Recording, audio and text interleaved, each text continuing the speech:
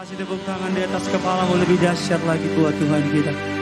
Betapa hati kami limpah dengan ucapan syukur Tuhan. Kami boleh kembali berjumpa dengan teman-teman, kawan sekerja Allah, orang percaya, berkumpul memuji menyembah Engkau. Firman-Mu mengatakan 2-3 orang berkumpul sepakat demi nama Yesus. Yesus hadir, minta apa saja Tuhan pasti dengarkan. Kami percaya hari ini kami lebih dari 2-3 orang. Lantai 2, lantai 3, lantai 4 kami punya kerinduan untuk menyembah memuliakan nama-Mu Tuhan. Karena kami percaya ketika kami beribadah kepada Tuhan kami yang hidup, maka apapun keadaan kami hari ini, Tuhan Yesus sanggup buat mukjizat dalam hidup kami. Kami berterima kasih untuk kesempatan yang Tuhan beri untuk kembali beribadah di rumah-Mu yang kudus. Terima kasih untuk pemakaian-Mu atas tim pujian penyembahan. Pakai juga hamba-Mu untuk boleh menjadi saluran berkat. Lidah bibir perkataannya diurapi dari surga. Agar setiap kata kalimat yang keluar, jemaat-Mu yang mendengar, mereka boleh merasakan Kristus dalam setiap pengajarannya. Mereka boleh melihat kasih Kristus dinyatakan dalam setiap pelayanannya. Segala yang jahat kami cabut, kami patahkan kuasanya. Allah Roh Kudus, Engkau disambut di tengah-tengah kami. Berbicaralah atas setiap kami. Dalam nama Bapa, Putra dan Roh Kudus, dalam nama Tuhan Yesus. Setiap kita yang siap diberkati firman Tuhan, sama-sama Tiberias Gading Nias Jemaat Online Streaming, sama-sama kita katakan amin. Kita kasih tepuk tangan yang luar biasa bagi Tuhan kita. Silakan duduk kembali saudara. Haleluya, puji Tuhan. Suatu sukacita yang besar bagi saya bisa kembali menyambut saudara dalam pelayanan gereja Tiberias Indonesia, khususnya cabang Tiberias Gading Nias. Terimalah salam dari mimbar ini. Shalom Tiberias. Masih bisa lebih semangat lagi, lantai 2, lantai 3, lantai 4. Shalom Tiberias. Apa kabar semuanya saudara? Tuhan Yesus itu baik, amin.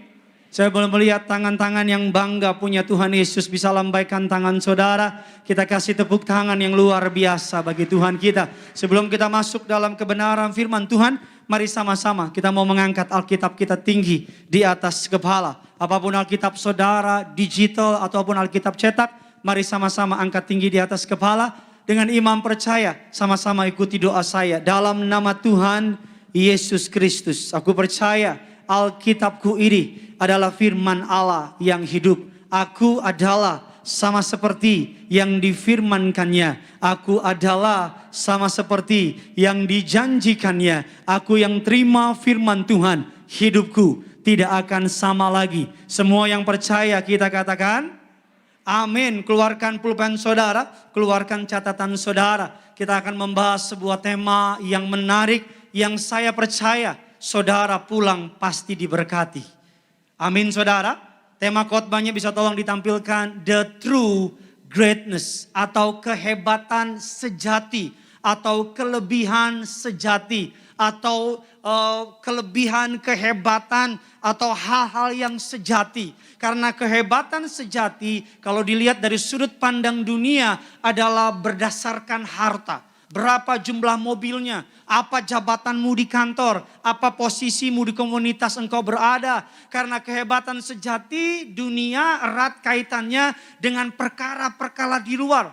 Tapi kehebatan sejati dari kerajaan surga jauh daripada itu. Karena Tuhan tidak pernah terpesona dengan hartamu.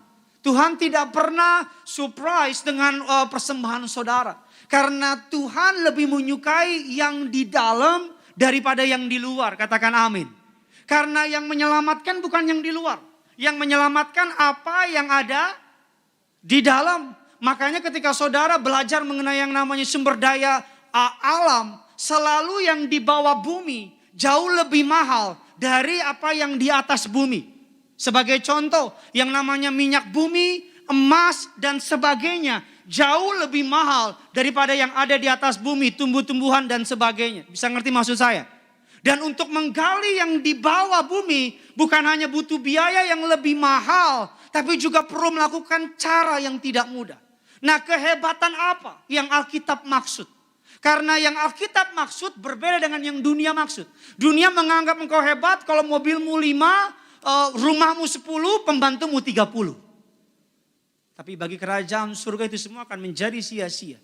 Kehebatan yang Alkitab maksud mengandung 2 kata. Gampang diucapkan tapi sukar dilakukan. Dua kata, kerendahan hati. Sama-sama bilang sama saya, kerendahan hati. Karena kerendahan hati adalah sebuah materi yang Tuhan cari hari-hari ini. Karena kerendahan hati adalah sebuah buah roh yang Tuhan cari hari-hari ini. Karena kerendahan hati yang akan mengantar saudara ke tempat tertinggi di dunia ini. Katakan amin. Kerendahan hati. Karena musuh dari kerendahan hati adalah kesombongan. Kesombongan mengubah malaikat menjadi iblis. Namanya Lucifer. Kesombongan mengubah raja menjadi pecundang. Namanya Saul. Tapi kerendahan hati mengubah orang biasa menjadi raja yang luar biasa. Namanya Daud. Kerendahan hati dengan rendah diri berbeda. Rendah hati dan rendah diri is totally different. Kalau rendah diri adalah memandang dirinya tidak mampu, memandang dirinya tidak bisa, memandang dirinya tidak berkualitas. Rendah diri. Tapi rendah hati, sekalipun dia mampu, dia tidak sok. Ini ada jemaat, nggak ada beda nih. Nih, tadinya nggak ada jemaat, diam, ada jemaat diam juga nih. Rendah diri dengan rendah hati berbeda.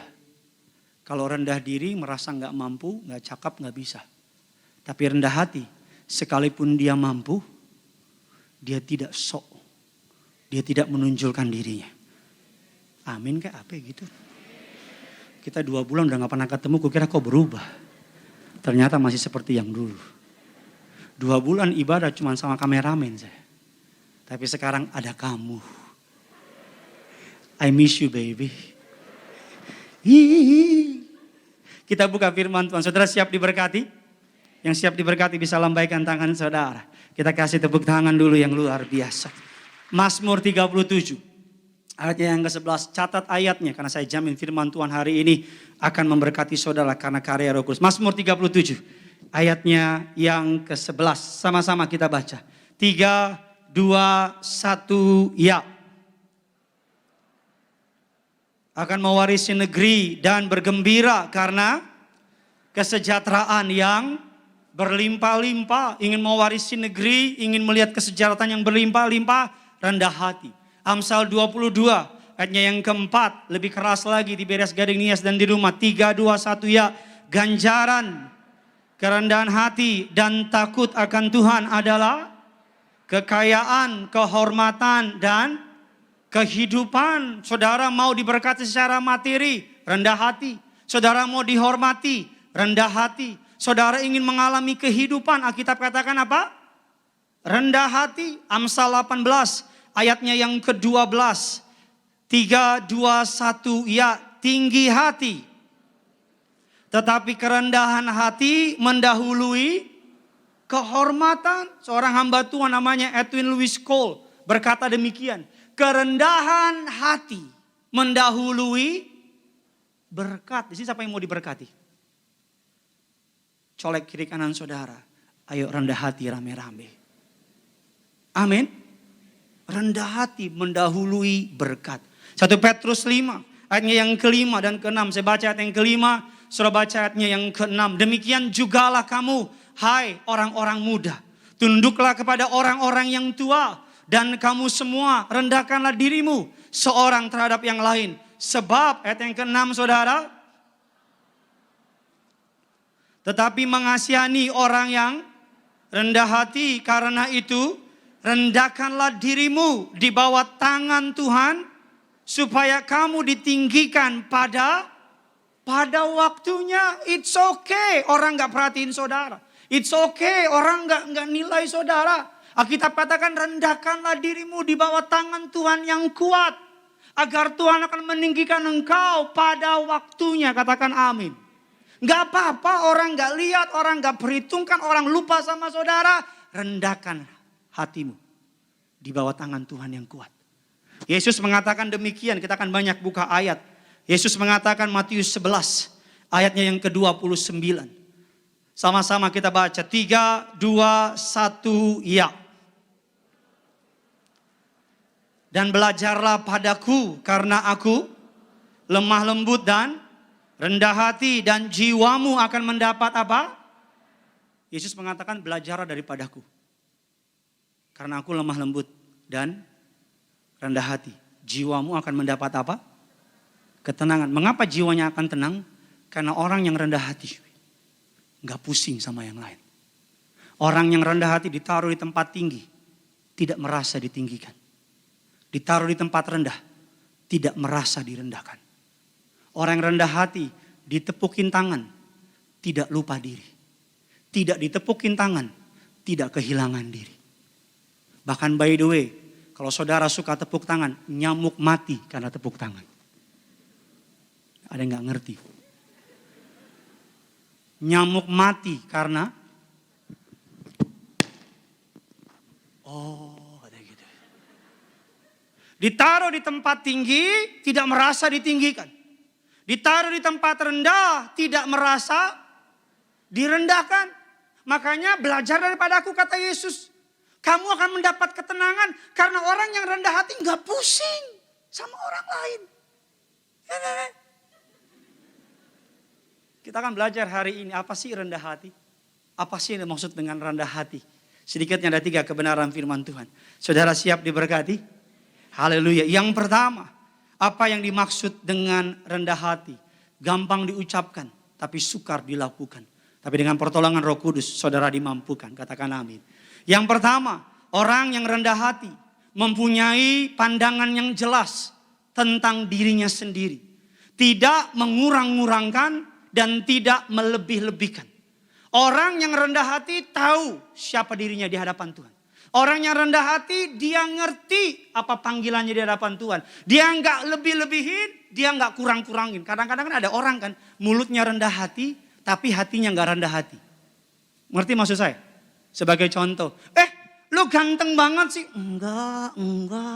Tapi dalam hati lu baru tahu. Halo, familiar ya?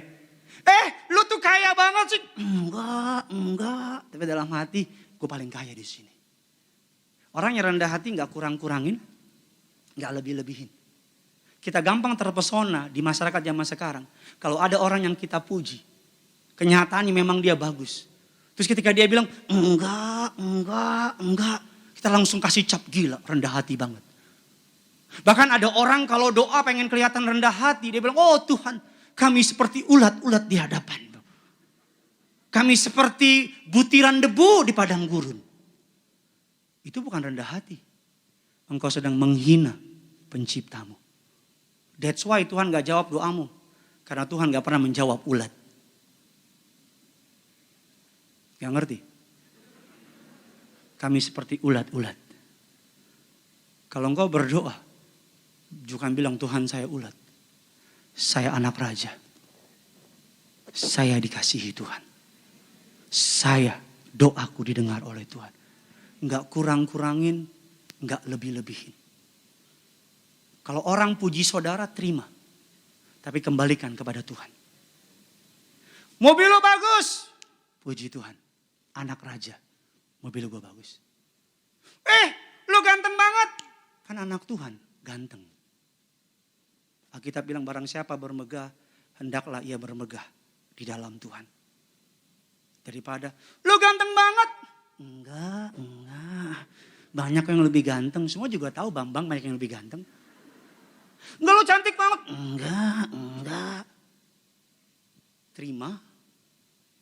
Tapi kembalikan kepada Tuhan. Pak Paryaji bilang, orang yang mengurang-ngurangin, orang yang melebih-lebihkan, justru itu orang yang sombong.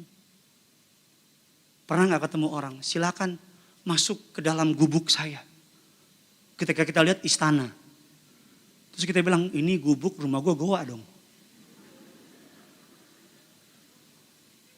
Atau lihat orang, silakan jelek-jelek begini hasil keringat sendiri.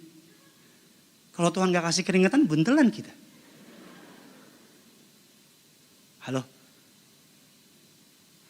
Kalau saudara lihat iklan KFC, iklannya begini. Jagonya ayam. Saya gak di endorse ya. Tapi kalau ada petugas KFC tolong dibantu lah. Jagonya ayam. Saya mau tanya, apakah ayam yang lain gak jago? Lihat iklan kecap nomor 1. Kedelai Malika. Lagi-lagi gak di endorse. Karena mereka tahu siapa mereka. Makanya ketika orang dengar khotbah Pak Pariaji, kalau nggak ngerti konsep kerendahan hati, langsung ngejudge, sombong amat. Kerendahan hati nggak lebih-lebih, nggak kurang-kurang. Kita lihat firman Tuhan, biar bisa mengerti. Dalam bilangan 12 ayatnya yang ketiga. Bahasa Indonesianya bisa dibaca, sama-sama kita baca. 3, 2, 1, ya.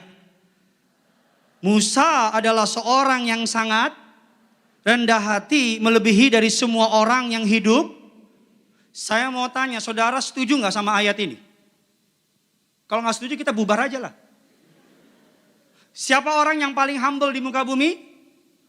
Musa. Berdasarkan kitab bilangan. Nggak ada masalah. Tapi menjadi isu, para teolog sepakat bahwa yang menulis kitab bilangan adalah Musa. Jadi bayangin ya, saya tulis di Instagram saya, yang belum follow tolong follow. Saya tulis, adapun Gideon, seorang pendeta yang paling rendah hati setiberias. Saya pasti dibully. Pasti saudara komen di bawah, sombong amat. Belagu dan sebagainya. Yang nulis kitab bilangan Musa. Tapi Musa bilang dia orang yang paling rendah hati. Di muka bumi kalau di Gading Nias kita masih bisa terima. Tapi Musa tahu kalau Tuhan gak setuju sama perkataannya. Gak akan ditulis di Alkitab. Satu ayat lagi biar saudara bisa mengerti. Yohanes 13 ayatnya yang ke-23. Sama-sama kita baca. 3, 2, 1, ya. Seorang yaitu murid yang dikasihinya bersandar di sebelah kanannya. Kalimat murid yang paling dikasihi hanya muncul di kitab Yohanes. Di Injil yang lain gak muncul. Lukas, Matius dan sebagainya gak muncul. Jadi yang menulis kitab Yohanes, Yohanes sendiri. Jadi orang yang rendah hati bukan berarti dia menutupi kelebihan yang Tuhan kasih. Dia tidak mengurang-urangin, dia tidak nambah-nambahin. Makanya ketika Pak Pariaji bilang saya juru bicara kerajaan surga, itu faktanya. Saya dipilih Tuhan, itu faktanya. Seorang pelatih sepak bola yang mungkin salah satu yang paling terkenal. Namanya Jose Mourinho. Dia sekarang melatih klub terbaik di dunia. AS Roma. Kalau gak suka pulang aja. Karena gue pendetanya. Karena AS Roma adalah satu-satunya klub sepak bola yang paling alkitabiah. Karena ada kitab Roma. Nggak ada kitab Barca, kitab Juventus, apalagi kitab MU nggak ada. Jadi kalau saudara mengaku pengikut Kristus, dukunglah AS Roma. Ngaco nih pendeta. Jose Mourinho ketika mendarat dari Lisbon, Portugal, diambil oleh Roman Abramovich, jadi pelatih Chelsea, ditanya sama wartawan Inggris, siapa kamu? Dijawab, I am the special one. Orang langsung bilang dia arogan, padahal enggak. Dia tahu siapa dirinya.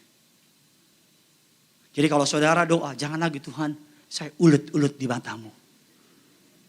Karena Tuhan gak pernah menjawab doa ulet-ulet. Bilang Tuhan, saya anakmu. Tuhan, saya dikasihi. Tuhan punya rencana yang besar buat saya. Yang percaya kasih tepuk tangan dulu buat Tuhan kita. Yang kedua, apa cirinya orang yang rendah hati? Yang pertama, orang yang rendah hati. Orang yang memiliki pandangan jelas tentang dirinya. Gak kurang-kurangin, gak lebih-lebihin. Orang yang rendah hati gak akan, maaf ya, gak akan iri sama orang lain. Orang yang rendah hati tahu dengan jelas berkatnya. Kita hidup di masyarakat yang susah melihat orang dapat promosi. Yang susah melihat orang dapat berkat.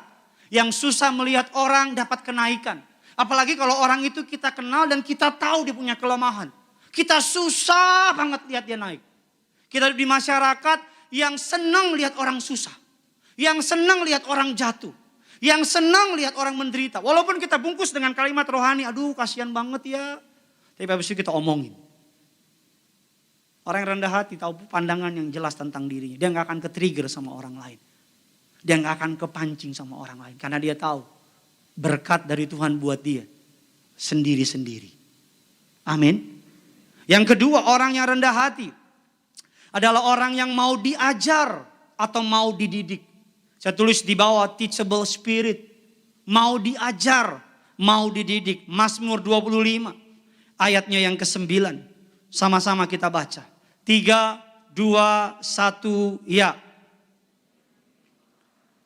Menurut hukum dan ia mengajarkan jalannya kepada orang-orang yang rendah hati. Orang yang rendah hati bukan hanya memiliki pandangan yang jelas tentang dirinya. Orang yang rendah hati yang kedua mau dididik, mau diajar. Anak-anak muda jangan anti sama teguran. Jangan anti sama didikan. Karena itu mendatangkan kebaikan bagimu di masa depan. Pak, kalau istrimu menegur, jangan anti. Jangan bilang, oh saya kan kepala rumah tangga. Kamu siapa? Oh memang suami kepala tapi istri penopang leher. Kalau cuma ada kepala hantu dia. Istrinya leher. Bu, kalau suami menegur, relakan hatimu. Alkitab katakan barang siapa aku kasih, dia aku tegur dan ku ajar. Relakanlah hatimu. Alkitab katakan lebih baik teguran yang nyata-nyata daripada kasih yang sembunyi-sembunyi. Orang yang rendah hati, orang yang mau diajar dan mau dididik. Bilang kiri kanan saudara, kamu mau diajar ya? Ayo, bilang dong Bambang. Bilang kamu mau dididik ya? Amin. Saya mau bilang sama saudara, kalau ada orang tegur saudara, apapun motivasinya, kalau engkau ambil untuk kebaikan, saya percaya kita dapat belajar dari siapapun. Jangan kalau orang negur saudara, lu siapa? Yang edukasinya lebih rendah dari saudara, lu ngaca, gue lulusan luar negeri. Lu SD aja gak lulus, siapa lu mau negor gue? Karena kita punya jabatan tinggi, lu siapa? Orang yang model begitu akan cepat hilang. Mama saya selalu bilang sama saya, Gideon ingat, Bontot ingat, rendah hati. Udah banyak contoh di atas kamu. Detik Gideon sombong, detik itu juga jatuh. Saudara boleh punya jabatan, boleh punya posisi karena orang yang sombong musuhnya Tuhan. Tapi orang yang rendah hati, yang mau diajar, yang mau dibentuk, ini terkesan sederhana. Tapi relakan hatimu, biarkan Tuhan membentuk saudara, biarkan Tuhan mendidik saudara. Atas anugerah Tuhan, saya beberapa kali ketemu dengan beberapa orang di angkatan TNI, polisi dan sebagainya. Saya pernah ketemu sama seorang angkatan bintang 2 dan bintang 3. Saudara, ketemu ngobrol sama mereka. Dan ketika ketemu ngobrol malamnya orang itu WA saya.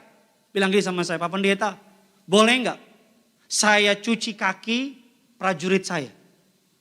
Saya mau cuciin kaki prajurit saya. Saya bilang, Bapak serius? Iya Pak. Saya mau cuci kaki prajurit saya.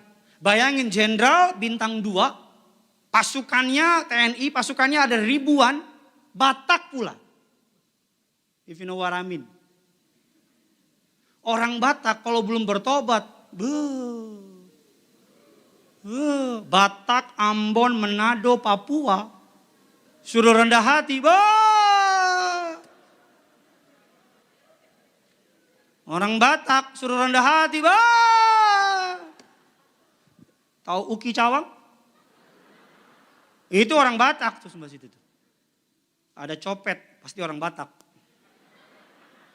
Mau marah sih orang Batak. Copet diangkut, lagi copet, yang dicopet kebetulan pendeta. Kita dicopet, pendetanya bilang, dan boy songoni. Pendeta. Apa jawab copetnya? Jangankan pendeta, Yesus pun lewat ku copet.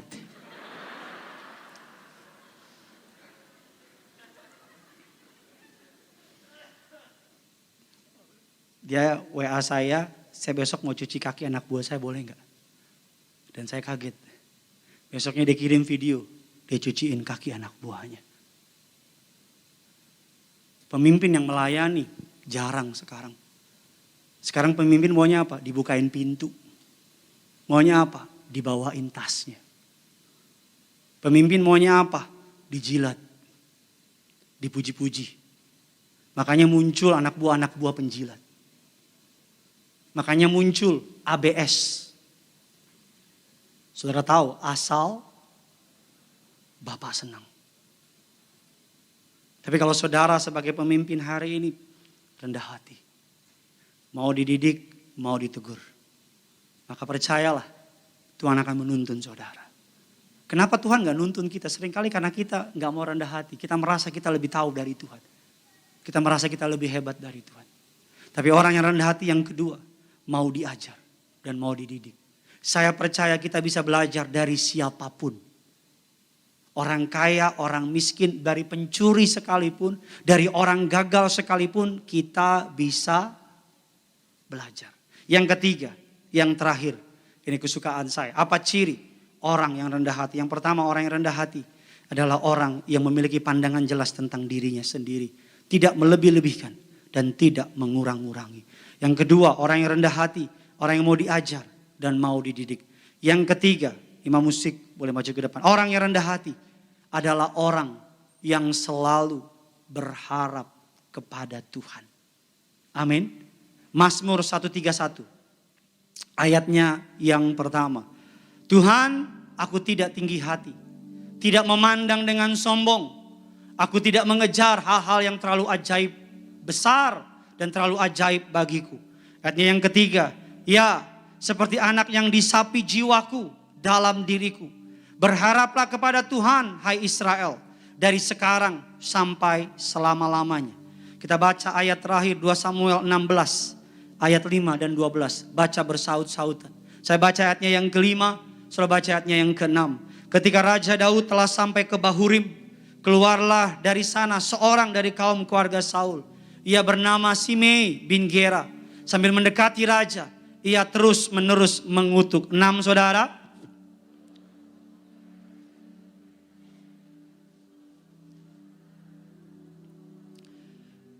Beginilah perkataan Simei pada waktu ia mengutuk. Enyalah, enyalah, engkau penumpah darah orang dursila. 8 saudara.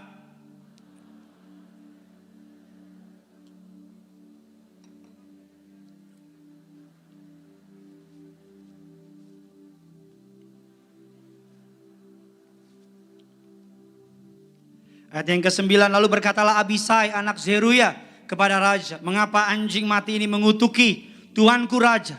Izinkan akulah menyeberang dan memenggal kepalanya. 10 saudara, tetapi apakah, hai anak-anak, biarlah, sebab apabila kutukilah Daud, siapakah yang akan, mengapa engkau berbuat demikian? Ayatnya yang ke-12, kita lompat ke 12 sama-sama kita baca. 3, 2, 1, ya.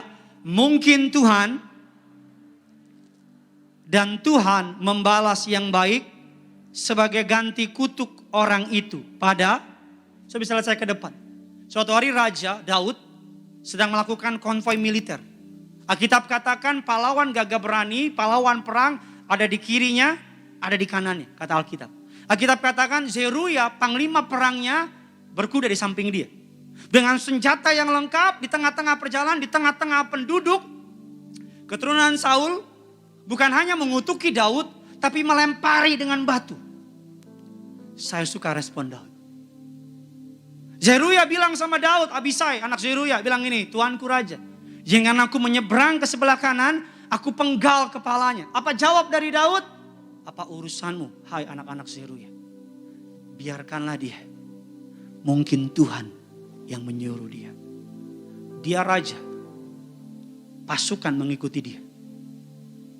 Seringkali Tuhan pakai tangan orang jahat untuk proses kita. Seringkali Tuhan pakai tangan orang yang kita gak suka untuk bentuk kita. Seringkali Tuhan pakai masa-masa tidak nyaman, masa-masa gak enak untuk bentuk kita. Orang yang rendah hati, Alkitab katakan, dihina gak terluka, difitnah gak terluka.